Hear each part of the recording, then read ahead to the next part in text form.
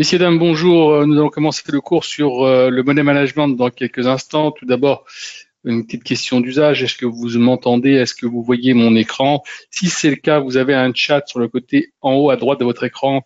Se situe une flèche rouge ou un trait rouge qui vous permet d'accéder à ce chat. Envoyez-moi juste un c'est OK pour le son et l'image. Et comme ça, moi, je sais que il n'y a pas de problème de réception. On va commencer dans quelques instants, le temps que les retardataires puissent se connecter, et nous commençons le cours juste après. À tout de suite. Une autre petite question, si vous avez une préférence sur le produit sur lequel vous voulez qu'on fasse le cours aujourd'hui, n'hésitez pas. Vous voulez faire un indice américain, du gold, du pétrole ou de l'euro-dollar, par exemple, n'hésitez pas à m'envoyer aussi un même sur le chat un petit message. À tout de suite. Nous allons commencer le cours. Les retardataires prendront le cours en même temps que, enfin, en cours de route, excusez-moi. On y va. Le money management, qu'est-ce que c'est? Je pense que beaucoup d'entre vous ont dû en entendre parler. Mais concrètement, en quoi ça consiste? Alors, en fait, le money management, c'est une technique qui a été mise en place pour essayer on va dire, de mettre en sécurité votre capital. Quand je dis mettre en sécurité, ça ne veut pas dire que ça vous permettra de jamais perdre, mais au moins de limiter en cas de défaillance du marché, qui n'irait pas dans le sens que vous avez désiré, ben au moins vous savez que vous n'allez pas perdre plus qu'une certaine somme. Cette somme va être déterminée par un pourcentage de risque par rapport au capital que vous avez. Alors, selon les avis, vous avez des personnes qui pensent qu'avec 2%, on est bien et le risque est suffisant, et d'autres qui vont vous dire qu'aller avec 7%, pourquoi pas.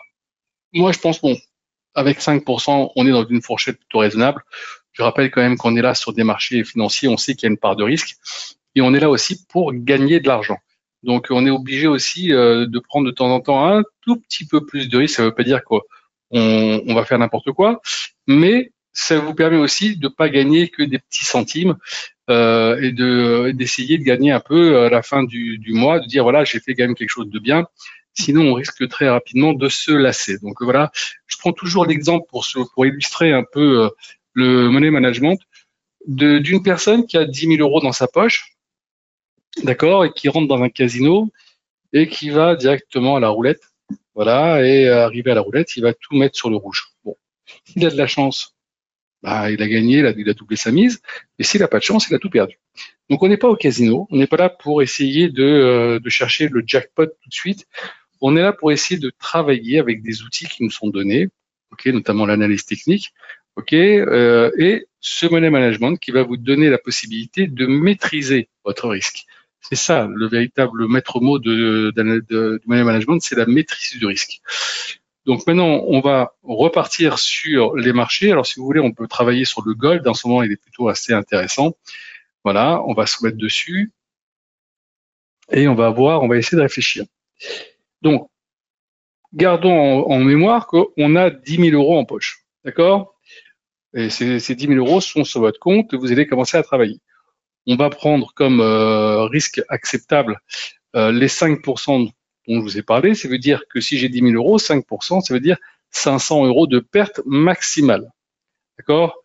Donc, 500 euros de perte maximale sur les positions. Je vais prendre une position, par exemple, sur le gold.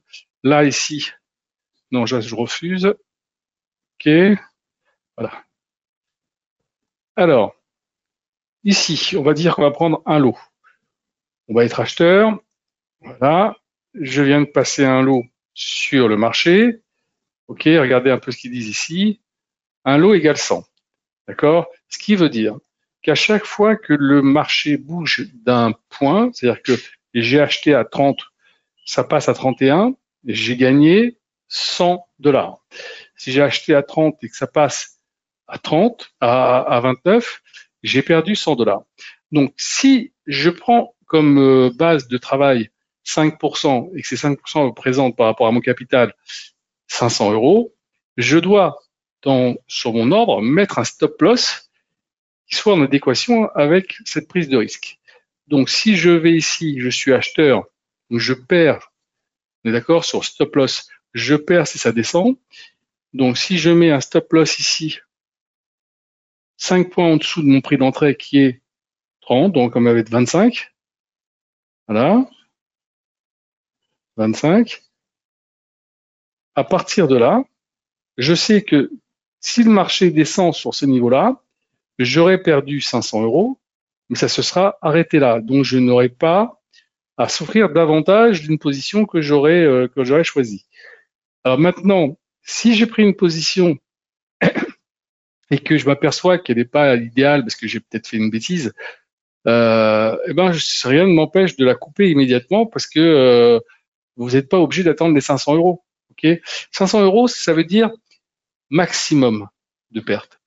Mais si par hasard, vous avez envie, parce que vous vous rendez compte que vous avez fait une bêtise, de la couper avant, vous coupez avant votre position, il n'y a pas de problème. Maintenant, regardez un peu ce qu'il faut regarder.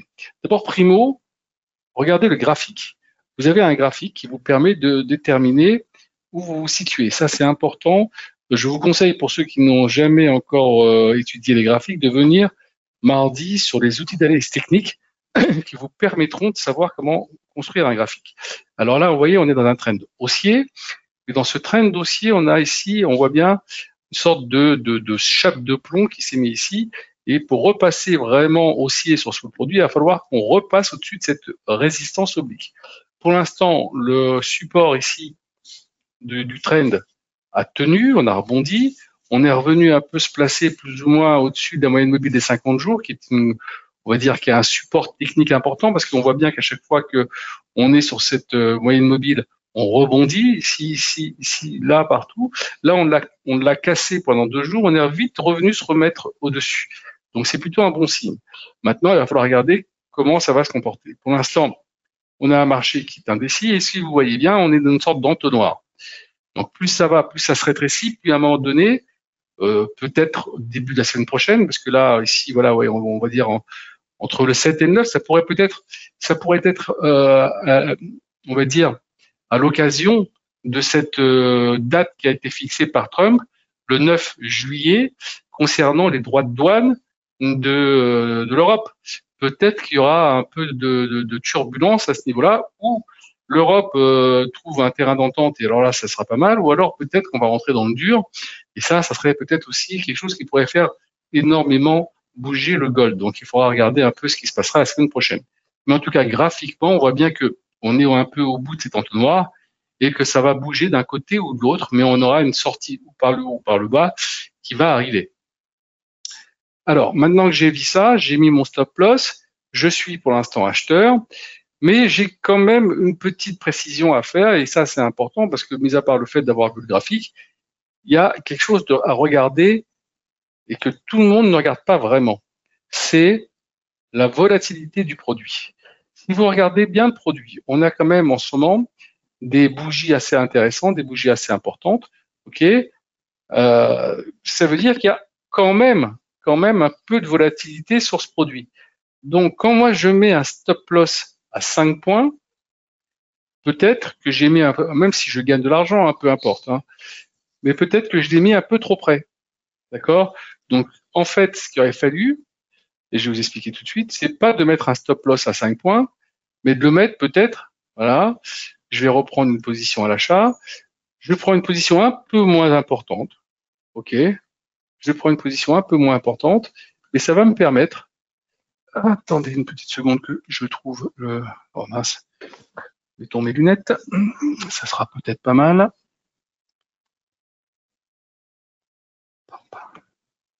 0,5, voilà, à l'achat. Donc je viens de passer 0,5, ce qui veut dire aussi que ça va me permettre, moi maintenant, de mettre ici un stop loss non plus à 5 points pour ces 500 euros, mais à 10 points.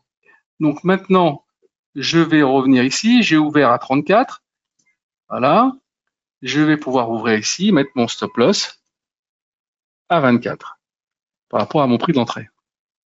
Je fais modifier, et là maintenant, j'ai bien mes 10 points d'écart sur ce produit.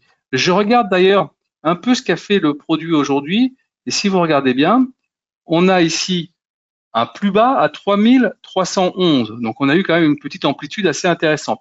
Alors, on est repassé rapidement en dessous de la moyenne mobile des 50 jours, mais on est revenu se recaler au-dessus. Pour moi, ça reste quand même encore un marché avec une petite dynamique haussière intéressante à confirmer. Donc, maintenant qu'on a fait ça, on a notre ordre qui est bien placé, on va dire. Je laisse monter mon ordre et je couperai ou je mettrai un take profit si j'ai envie au moment où je pense que le gain est suffisamment intéressant pour moi pour pouvoir fermer cette position. Je rappelle aussi que ici, vous avez la possibilité, quand vous appuyez ici sur la croix pour fermer, de pouvoir fermer votre ordre par parcelle. Vous n'êtes pas obligé de tout fermer en marquant prix de clôture et de fermer tout de suite. Vous pouvez dire, si j'ai gagné, je commence à gagner, dire voilà, j'en ferme que 0,3 ou 0,2. Après, vous faites une clôture et vous avez pris une partie de vos gains. Ça, c'est intéressant dans la gestion de votre gain et de votre risque. Moi, je vais vous montrer quelque chose qui va être certainement vous intéresser et qui devrait vous servir. Là, vous avez ce qu'on appelle un petit pricer. D'accord? Alors, je vais vous montrer ici. Ici, on a plusieurs produits qui sont référencés. Vous avez l'euro-dollar, quelques petites monnaies encore. Bon, je les ai laissées parce que c'est à peu près toutes les mêmes en termes de à part le GPY. Voilà.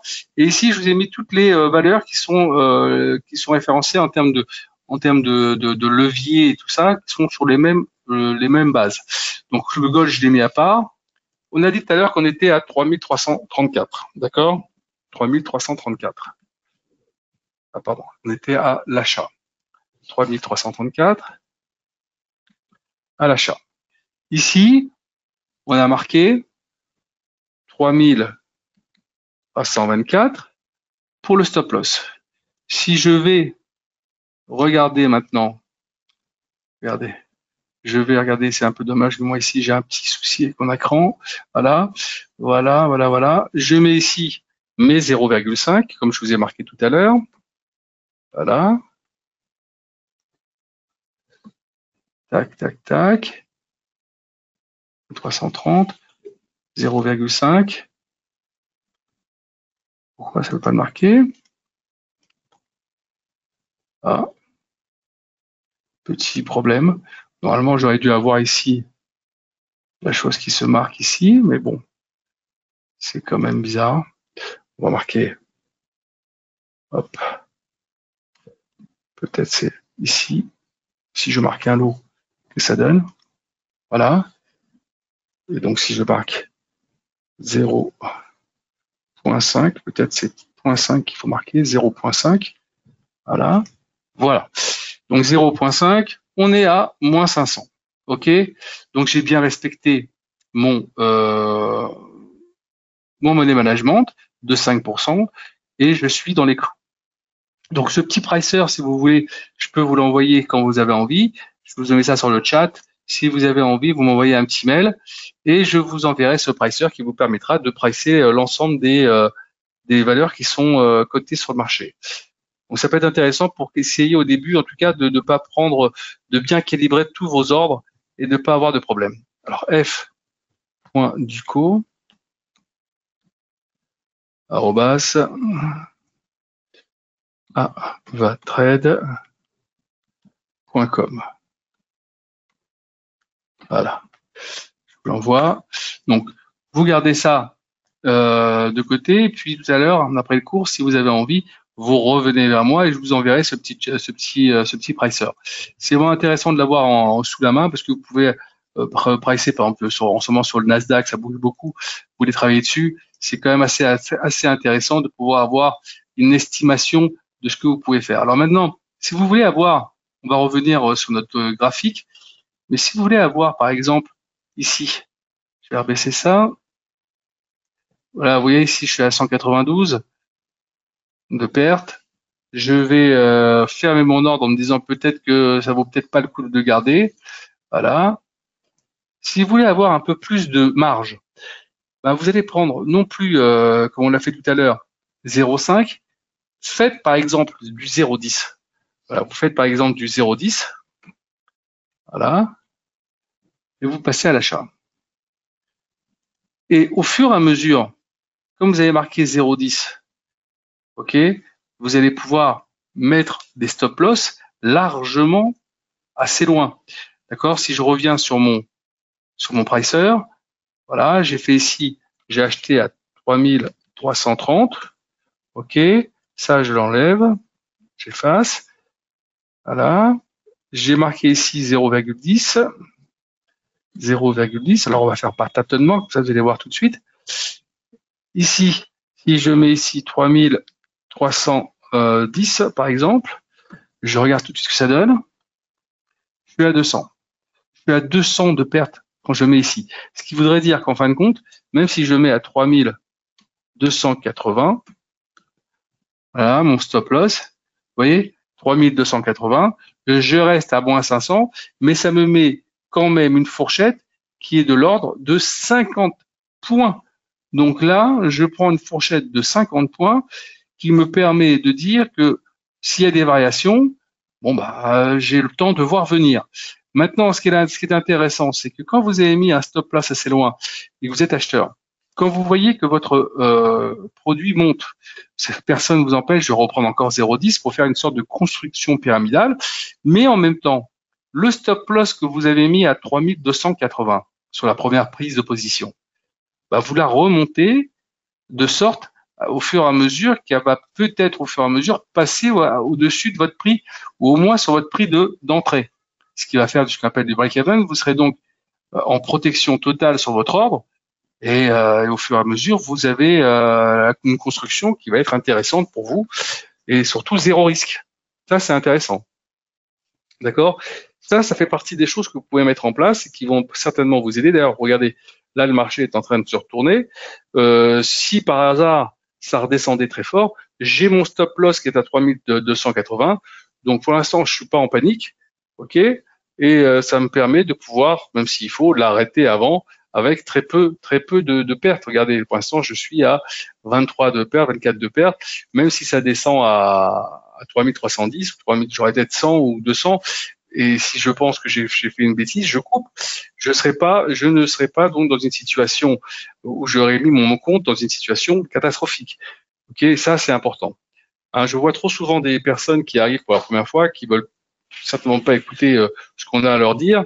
C'est un peu dommage et qui prennent des positions importantes, hein, du 1 lot alors qu'ils n'ont pas la marge nécessaire vraiment pour couvrir tout ça, et ou du 2 lots, voire des fois plus, hein, ça dépend sur quel le type de levier ils ont. Et ils s'étonnent ensuite que la variation, quand il y a une variation importante, que ça leur a fait perdre une grande partie de leur capital. C'est pour ça qu'on fait ces cours, pour que vous soyez prêts à rentrer dans le marché sans, en étant conscient des risques qu'il y a. S'il n'y a pas de questions pour le moment, je pense qu'on a fait le tour de la question. Donc, il faut bien retenir, avoir un bon graphique, d'accord?